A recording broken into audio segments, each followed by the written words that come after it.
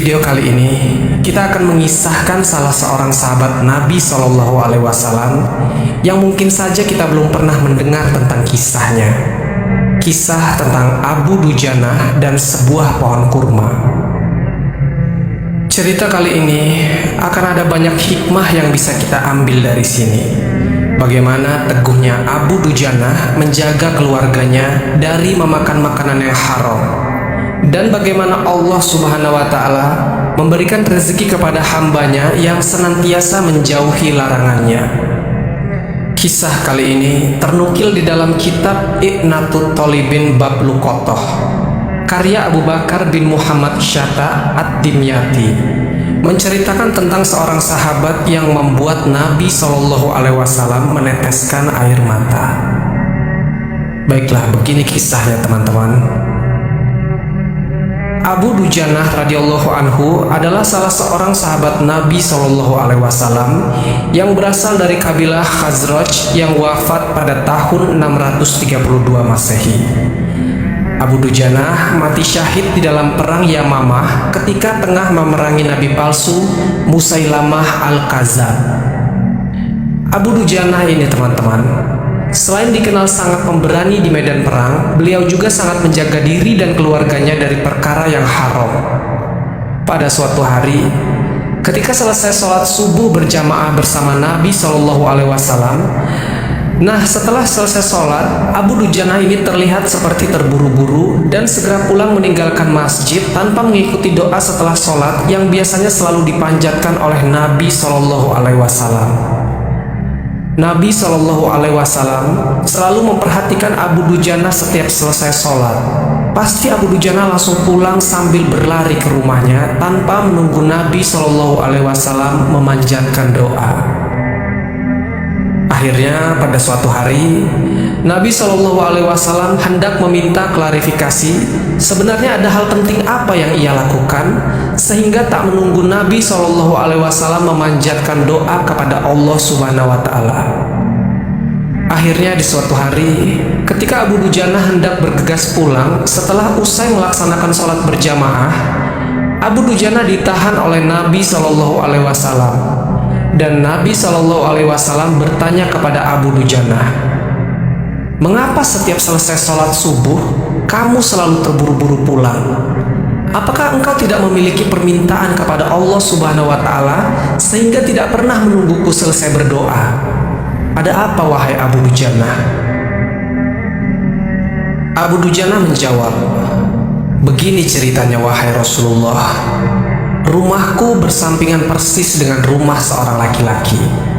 Di pekarangan rumah tetanggaku terdapat sebuah pohon kurma yang dahannya menjulang dan menjuntai ke pekarangan rumahku. Setiap kali ada angin bertiup di malam hari, kurma-kurma itu saling berjatuhan dan mendarat di rumahku. Ya Rasulullah, kami adalah keluarga orang yang tak berpunya. Keluargaku sangat miskin. Bahkan anak-anakku sering kelaparan karena tidak ada makanan sama sekali. Saat anak-anakku bangun dalam keadaan perut yang lapar, ketika itu apapun yang mereka dapat pasti mereka akan memakannya. Oleh karena itu Rasulullah, setelah usai sholat subuh, aku selalu terburu-buru pulang sebelum anak-anakku terbangun dari tidurnya. Aku berlari ke rumah, kemudian kukumpulkan kurma-kurma milik tetanggaku yang berjatuhan di pekarangan rumahku, kemudian kukembalikan kepada tetanggaku itu. Pada suatu hari, aku pulang ke rumah agak terlambat. Kulihat anakku sudah terlanjur makan kurma tetanggaku yang jatuh itu, dan aku menyaksikan tampak ia tengah mengunyah kurma basah di dalam mulutnya. Rupanya ia telah memungut kurma yang telah jatuh di rumah kami semalam. Mengetahui hal itu, maka kumasukkan jari-jariku ke dalam mulut anakku, lalu kukeluarkan makanan apapun yang ada di dalam mulutnya.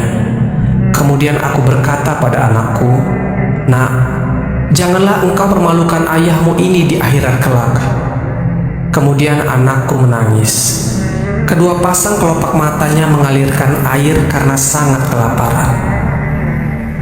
Wahai Rasulullah, aku berkata lagi kepada anakku itu, "Hingga nyawamu lepas pun, Aku tidak akan rela meninggalkan harta haram di dalam perutmu. Seluruh isi perut yang haram itu akan kukeluarkan dan akan aku kembalikan bersama kurma-kurma yang lain kepada pemiliknya yang berhak.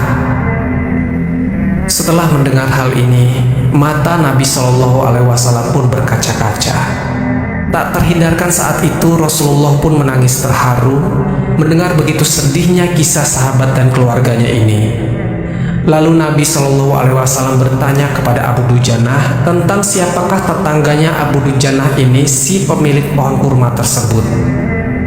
Dan Abu Dujanah mengatakan bahwasanya pemilik pohon kurma tetangganya itu adalah seorang laki-laki dari golongan orang-orang munafik. Sobat Jazirah Ilmu yang dimuliakan Allah, singkat cerita, si pemilik pohon kurma diundang untuk bertemu Rasulullah. Dan ketika itu teman-teman, Nabi Shallallahu Alaihi Wasallam hendak membeli pohon kurma pria munafik ini. Dan Nabi Shallallahu Alaihi Wasallam berkata, "Bisakah jika ku beli pohon kurma di pekaranganmu? Aku akan membelinya dengan 10 kali lipat dari pohon kurma itu sendiri. Pohonnya terbuat dari batu zamrud berwarna biru, disirami dengan emas merah, tangkainya terbuat dari mutiara putih. Di situ tersedia bidadari cantik jelita sesuai dengan hitungan buah kurma yang ada di dahannya." Di sini teman-teman, Rasulullah hendak memberikan penawaran kepada pria munafik ini. Mau nggak kalau pohon kurmanya ditukar dengan pohon kurma yang ada di akhirat nanti? Kemudian laki-laki munafik ini menjawab, "Aku tidak pernah berdagang dengan sistem jatuh tempo. Aku tidak mau menjual apapun kecuali dengan uang kontan dan tidak pakai janji nanti-nanti." Rupanya pria munafik ini menolak tawaran dari Nabi Shallallahu Alaihi Wasallam. Dia ingin jika pohon kurma itu dibeli dengan sejumlah uang atau ditukar dengan sebuah barang. Tak lama dari itu, datanglah sahabat setia Rasulullah, yaitu Abu Bakar As-Siddiq radhiyallahu anhu. Abu Bakar yang sebelumnya mendengar percakapan ini, kemudian ia berkata, "Bagaimana jika pohon kurmamu itu kubeli dengan 10 pohon kurma milik Pak Fulan yang langka dan varietasnya tidak ada di kota ini?"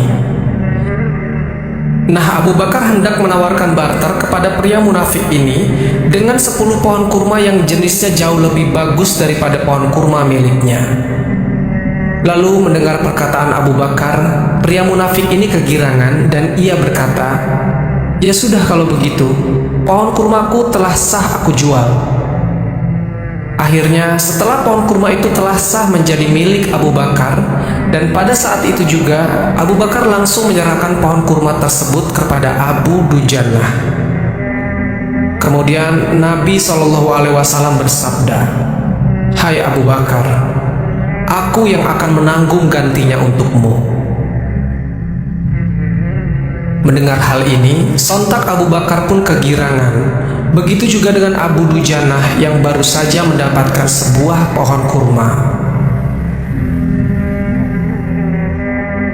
Teman-temanku seiman, si pria munafik ini setelah ia bertemu Rasulullah dan menjual pohon kurmanya, ia pun pulang ke rumahnya dengan perasaan senang.